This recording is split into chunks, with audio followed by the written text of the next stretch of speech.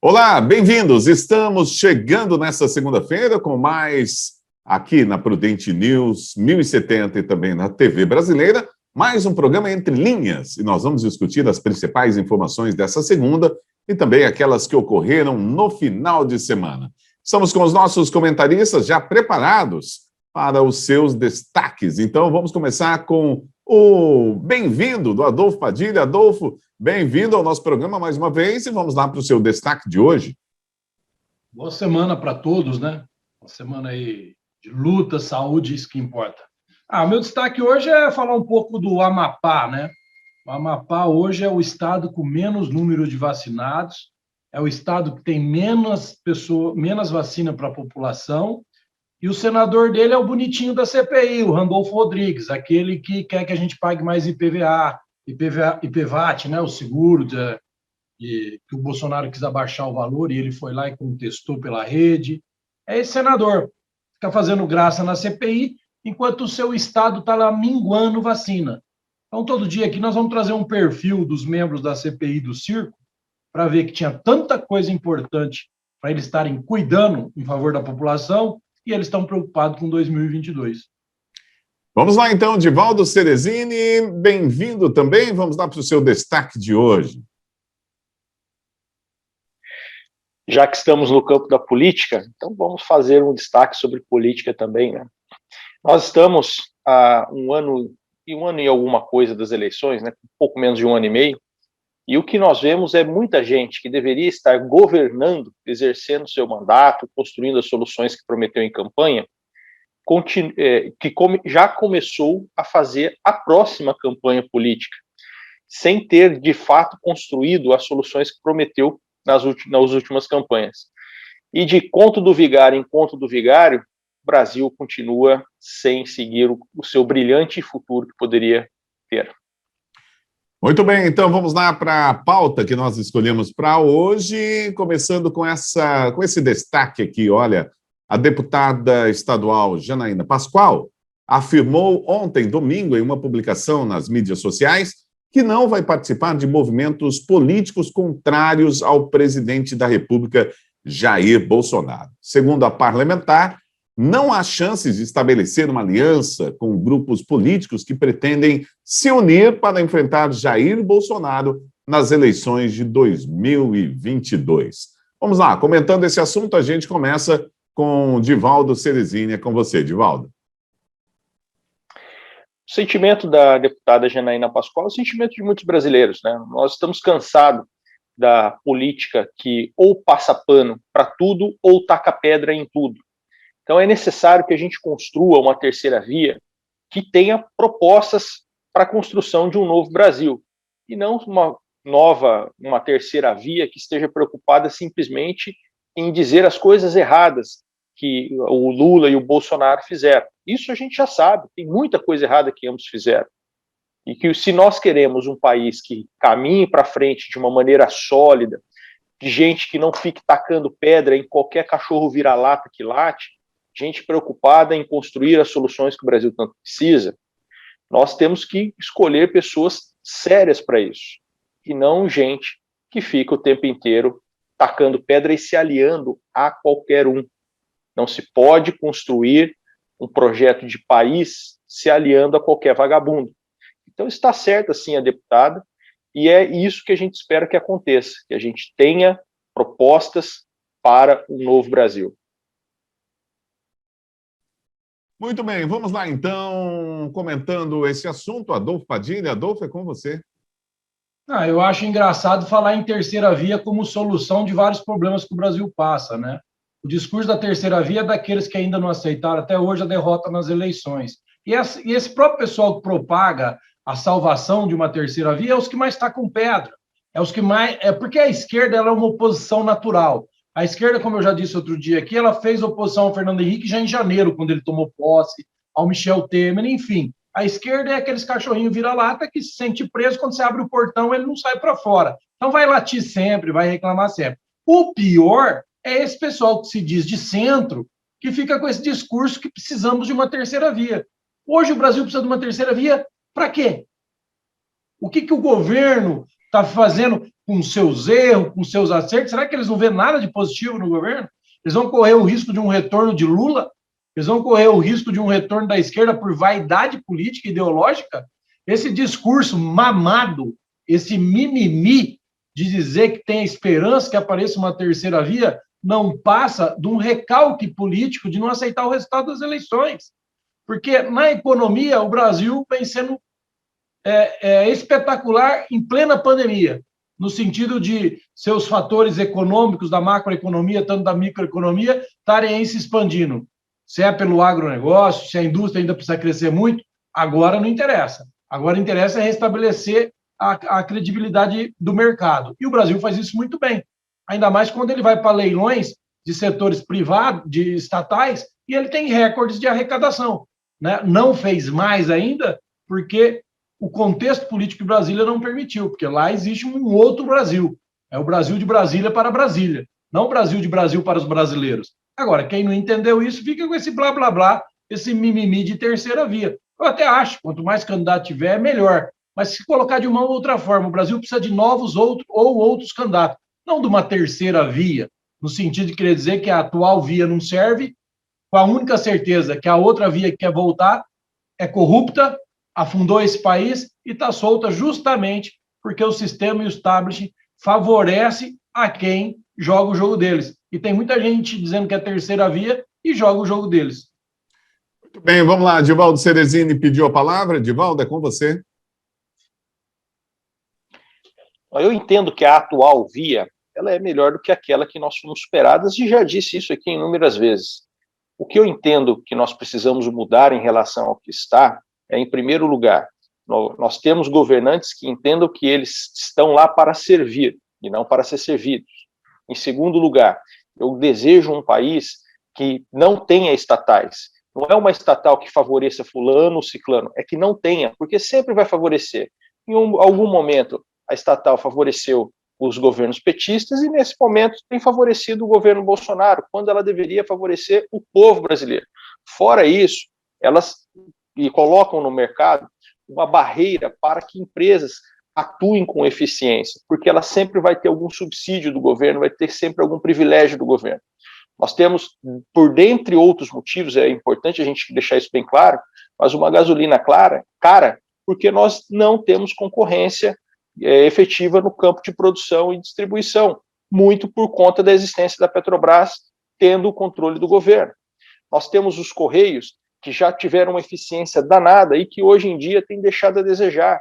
Foi apresentado um lucro de 1 bilhão e 300 milhões de reais para os Correios, só que esqueceu-se de dizer que o Correio não pagou imposto nenhum nesse período todo. Então, é fundamental, dentre outros motivos, nós temos uma desestatização que passe não só pela concessão de novas áreas para a iniciativa privada atuar, como aconteceu no governo, mas principalmente que a gente venda a TV Lula, que a gente faça a privatização da Petrobras, sim, porque ela só é estratégica para dar cargo para político, a mesma coisa o Banco do Brasil, enfim, que a gente tenha um Estado que sirva o cidadão e não que sirva ao centrão. Muito bem, vamos então para o nosso próximo assunto aqui no programa Entre Linhas. A próxima informação é essa aqui, olha, a Procuradoria-Geral da República, a PGR, se manifestou na última sexta-feira a favor de que o deputado Daniel Silveira, do PSL, réu no inquérito dos atos antidemocráticos, volte para a prisão por violação do uso da tornozeleira eletrônica.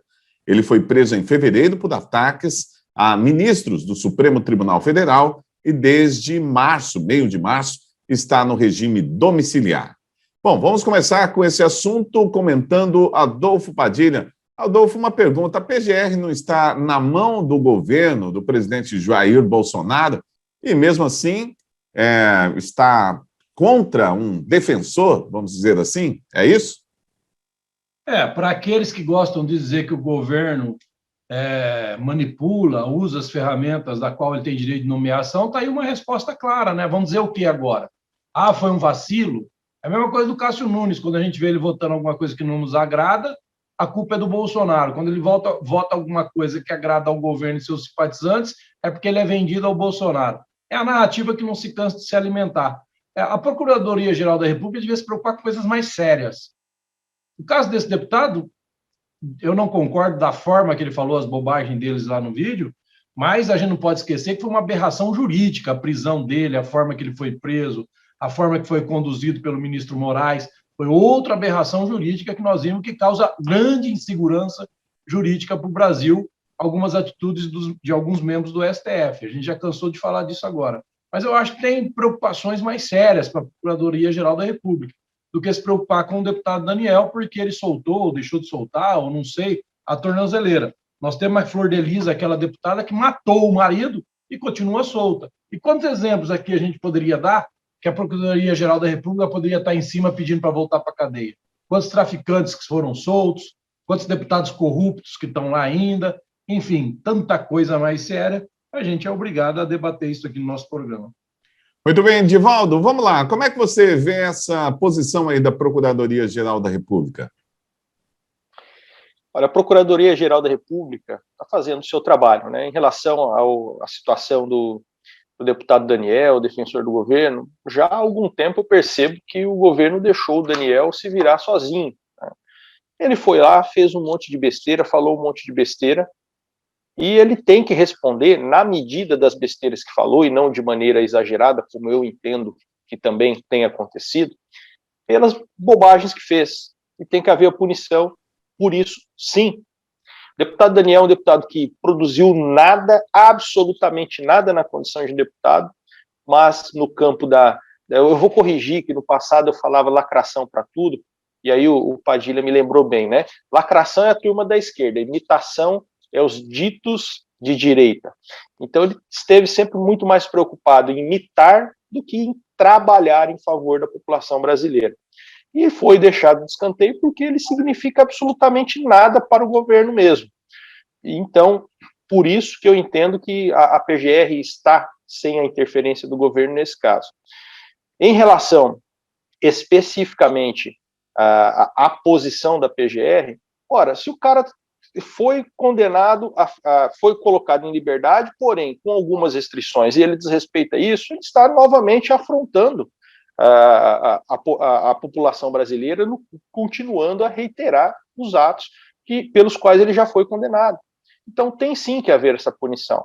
E em relação aos outros deputados tão sem vergonhas quanto ele, eu entendo que também devem ser punidos, e não usar a situação vexatória, vergonhosa de outros deputados, como é o caso da Flor de Lis, para justificar uma bobagem que o Daniel Silveira fez.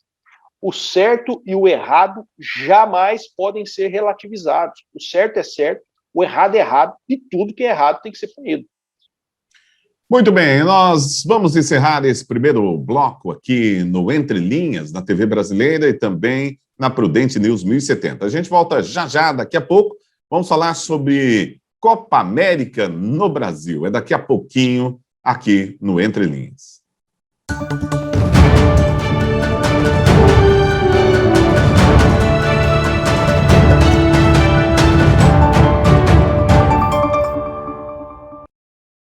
Ok, já estamos de volta com o Entre Linhas e agora é hora da gente falar da Copa América e os políticos se aproveitando da Copa América no Brasil, né? Renan Calheiros quer que jogadores da seleção brasileira não participem da Copa América. O relator da CPI da Covid enviou uma nota aos atletas e à comissão técnica. E do outro lado, Flávio Bolsonaro, senador do Patriota, também fez um apelo na manhã de domingo, mas no sentido oposto. O parlamentar pede aos jogadores que não abram mão de disputar a competição. Vamos lá, vamos saber a opinião dos nossos comentaristas. A gente começa com Divaldo Ceresini. Divaldo, é com você. É o tal erro de colocar a política em tudo, né? Renan Calheiros já viu uma brechinha aí para um oportunismo de colocar uma posição contrária ao governo, de marcar sua posição em algo que não tem nada a ver com política, no meu entendimento. Os jogadores que compõem a seleção brasileira, quase todos eles, estão jogando na Europa e estão em fim de temporada. Para eles, faz sentido jogar as eliminatórias da Copa do Mundo porque é um torneio que, a Copa do Mundo é um torneio de extrema relevância.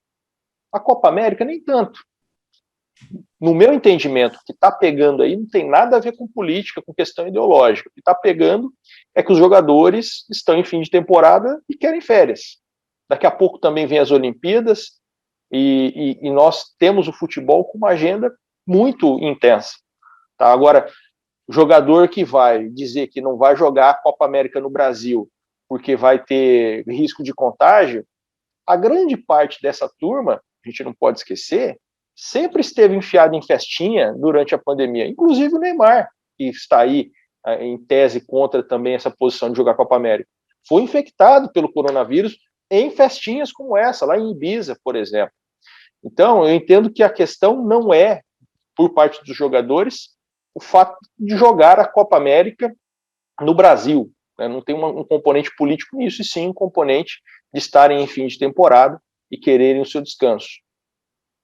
Muito bem, vamos lá. Adolfo Padilha, como é que você vê aí a posição dos jogadores, dos senadores, cada um de um lado? Copa América no Brasil, como é que é? Não, primeiro a gente tem que aguentar Renan Calheiros querendo dar exemplo de moral e ética, né? Orgulho para nós brasileiros, senador, seria estar preso uma hora dessa. Esse seria orgulho para nós brasileiros, não você estar ainda sendo protagonista de uma CPI, aparecendo em rede, falando em nome dos brasileiros. Isso para nós é decepcionante. Eu digo o seguinte, se a pessoa é contra a realização do campeonato de futebol, onde todos os participantes estão vacinados, então é sinal que essa pessoa não acredita na eficiência das vacinas, não é assim?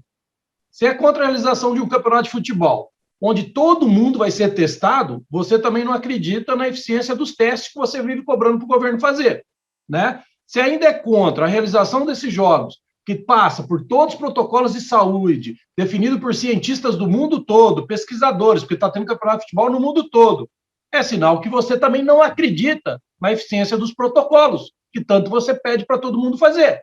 E se você é contra a realização de um campeonato que apresenta todas as condições que eu acabei de falar, o maior negacionista do vírus é você, que está aí nas redes sociais, querendo que o Brasil não seja, não tenha a Copa do Brasil, Copa América. Você é negacionista. E se você nunca foi contra a realização de nenhum dos campeonatos que está acontecendo agora, sempre se calou, sempre ficou quietinho, assistindo a Globo, narrando todos os jogos, estádios vazios, Casa Grande, fala tanta bobagem quanto o tamanho dele, você é um hipócrita. Essa é a grande verdade. Se você se encaixa nesse perfil que eu acabei de escrever aqui, você é negacionista e você é um grande de um hipócrita. Divaldo Ceresini pediu a palavra, vou deixar uma pergunta aqui para ele, depois para o Padilha também. A Copa América iria ser realizada na Argentina, né? E, se não me engano, na Colômbia. E os jogadores não estavam falando nada de não participar da Copa América. O que tem por trás disso? Né? Divaldo, é só questão do fim de temporada, será? Olha, não se falava, né, na questão da Copa América quando estava na Argentina ou quando estava para ser realizada na Colômbia. Né? Na Colômbia, primeiro, que era o país originalmente sede, e depois transferido para a Argentina. E, portanto, eu entendo que esse assunto não chegou nem a ser pauta para haver esse tipo de colocação. Em relação, eu só gostaria de fazer uma observação. Embora exista uma pequena diferença entre o que está acontecendo de campeonatos no Brasil e o que vem a acontecer em relação à Copa América, né, porque existem muitas pessoas que vão ser vacinadas e que a vacina não vai cumprir o seu prazo de efeito. A vacina que vai ser aplicada é a Coronavac, e depois de aplicada ela precisa de um prazo de aproximadamente 70 dias, de 75 dias, para que haja o efeito pleno dela. Então, existem diversos jogadores, os que jogam na Europa já estão vacinados, outros que estão disputando a Copa Libertadores também já tomaram a sua vacina, porém existe uma parte das pessoas que viram para cá, jogadores, comissão técnica e jornalistas, que tomará a vacina somente agora e, portanto, até julho não haverá o tempo hábil para que a vacina faça o seu efeito pleno. Entretanto, a quantidade de pessoas que virá nessa condição, ela é pequena e é possível, por meio dos protocolos de segurança, no meu entendimento, você não espalhar, não disseminar o vírus pelo Brasil, diferente do que seria se nós tivéssemos torcidas nos estádios. Então, concordo sim que a condição de realização desse torneio, ela não é tão diferente da condição de realização de diversos outros torneios que estão em andamento para justificar tamanha confusão que está sendo feita. Muito bem, a gente vai para o nosso último assunto de hoje aqui no Entre Linhas, e o assunto são os atos antidemocráticos. Voltamos com eles, né? O inquérito da Polícia Federal citou rachadinha, dinheiro do exterior e uso de verba federal. O relatório da Polícia Federal indicou em janeiro que era preciso aprofundar investigações. 5 meses depois, a PGR defendeu o arquivamento do caso. Os atos pregaram um rompimento institucional, segundo o site G1. A gente vai lá, então, para os comentários dessa notícia com Adolfo Padilha. Isso aí é mais uma daquelas narrativas criadas por até quem eu acabei de comentar agora, que alimenta isso. Os atos inconstitucionais que poderiam abalar a democracia brasileira foram feitas pelas tiazinhas do Zap, pelos tiozinhos do Zap, né? Ou a oposição do Bolsonaro é muito mimimi, para ter medo dos tiozão do Zap, das tiazinhas do Zap, e não tem explicação, sabe? Aí, quando você lê a matéria, a manchete é uma coisa, né? Aquela manchete, a Polícia Federal, ela simplesmente está investigando aquilo que foi denunciado para ela investigar, né? Se havia repasse de verba, não acharam o caminho dessa verba, porque nunca houve. Se havia ligação do palácio do presidente dizendo vamos para a rua, vamos derrubar o STF, nunca teve, entendeu? Nunca teve. Isso era manifestação puramente popular. Basta olhar os vídeos. Você vai ver pai com filho, vô com neto, né? Vovó com a netinha no colo. É esse pessoal que está responsável pelos ataques antidemocráticos? Só na cabeça dos loucos. Só na cabeça daqueles que querem alimentar a narrativa de querer impor no Bolsonaro esse negócio, que ele é ditador, que ele é genocida, que ele é tudo que eu já disse aqui que é SIDA, né? Eletricista, carcista, enfim, tudo que é SIDA eles querem emplacar no governo federal. Isso é mais uma aberração, é fazer a Polícia Federal perder mais tempo ainda, porque nada disso foi achado qualquer tipo de possibilidade, porque não existe. Nasce pela rede social, nasce pela liberdade de comunicação e informação que as redes sociais hoje propõem para a população brasileira. Por que você vê tanta insistência em órgãos de pesquisa que são altamente fraudáveis, altamente mentirosos, querer impor um resultado de pesquisa, sendo que na rua, pelas redes sociais, você vê que é totalmente diferente? O líder da pesquisa, segundo o Datafolha, não pode sair às ruas, né? Você não vê o líder das pesquisas podendo sair às ruas, porque se ele sair às ruas, ele é vaiado. É mais ou menos isso, eu pego isso como exemplo, é a mesma coisa. Eles querem criar, você viu lá quem denunciou? É todos os partidos de esquerda. Eles querem criar uma narrativa para o ano que vem eles ter alguma estratégia de ter alimentado essa narrativa até a época eleitoral, e lá, na época, criar as manchetes de programa de televisão na política, enfim, aquelas coisas todas, aqueles absurdos todos que a gente ainda vai ver muito. Muito bem, vamos lá, Divaldo Ceresini, como é que você viu essa matéria aí, citando pela Polícia Federal, dizendo sobre rachadinhas, enfim? A PGR não teve interesse em seguir a investigação, né? Por isso deixou esse processo mofando um pouquinho na gaveta lá e pegou ele para avaliar já quando não havia mais prazo legal para que ele continuasse, para que ele prosseguisse. Assim como fez com a Lava Jato, né, que desmontou a estrutura lá de Curitiba, que era dedicada exclusivamente à investigação dos crimes, e jogou na vala comum do crime organizado, o que acabou por dificultar muito o trabalho dos promotores, e hoje nós temos praticamente nada de investigação, tanto por parte da Polícia Federal em relação à Lava Jato, quanto também por parte do Ministério Público. Infelizmente, essa estrutura foi desmanchada.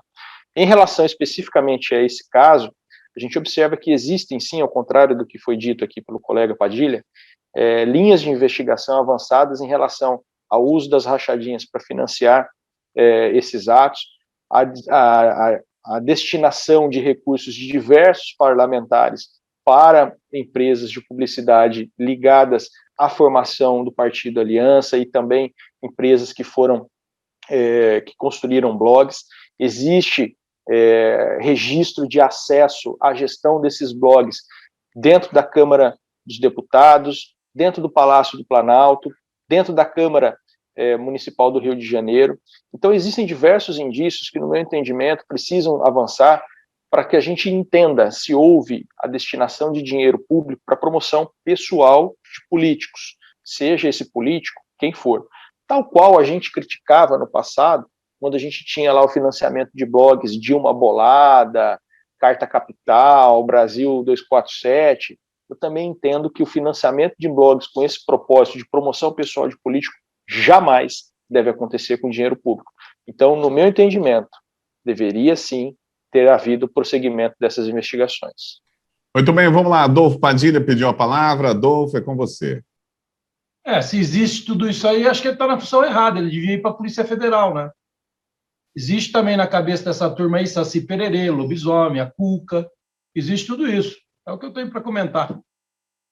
Muito bem. Bom, nós vamos encerrar o nosso Entre Linhas de hoje, dessa segunda-feira. Estamos apenas começando a semana, mas voltamos amanhã com mais um Entre Linhas. Muito obrigado a você que ficou na sintonia com a gente, Adolfo Padilha, também de Valdo Ceresini. A gente se fala. Grande abraço para todo mundo e até o nosso próximo encontro.